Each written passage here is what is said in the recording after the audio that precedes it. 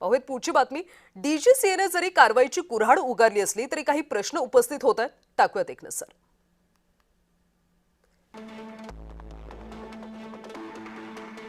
तर कायदेशीर नियमांचं अनुपालन होतंय का? विशेष सेफ्टी ऑडिट कुठल्या मुद्द्यांवर? तर या मुद्द्यांवर होतं। Operation control system,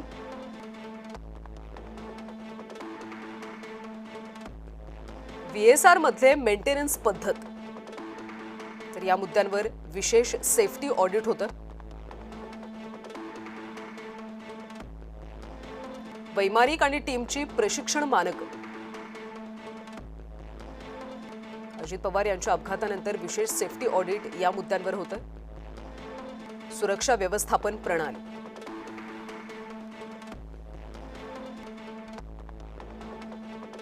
cockpit voice रेकॉर्डरची देखरेख,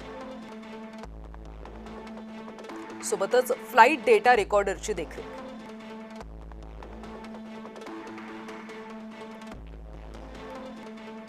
VSR कंपनीकडून कोणकोणत्या गोष्टींचे सर्रासपणे उल्लंघन करण्यात आले त्यावर देखील एक नजर टाकूयात। विमानाच्या मंजूर देखभाल वेळापत्रकामध्ये कसूर करण्यात आली। डीजीसीएच्या देखरेखीशिवाय इंजिनियर्स नियुक्तीचं गंभीर उल्लंघन होतं। अपघातग्रस्त विमानानं देखभाल वेळापत्रक योग्यरित्या पाळलं गेलं का याविषयी आता सवाल उपस्थित होतो। लिअरजेटच्या विमानांच्या पंखांवर गंज होता। उड्डाण नियंत्रण आणि दाब प्रणालीच्या अंमलबजावणीमध्ये कसूर ठेवण्यात आली। VSR कंपनीकडून या सगळ्याचं उल्लंघन करण्यात आले। VSR वेंचर्स केवळ कागदावर अस्तित्वात आहे, प्रत्यक्षात कार्यरत नव्हती अशी सुद्धा एक शंका आहे।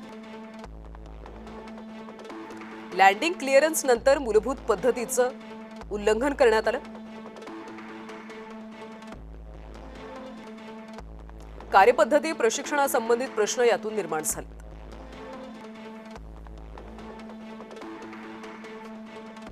वैमानिक कॅप्टन सुमित कपूर ऐनवेळी वैमानिक म्हणून आले। आवश्यक विश्रांती पडताळणी किंवा आवश्यक मंजुरीशिवाय वैमानिक बदली करण्यात आली।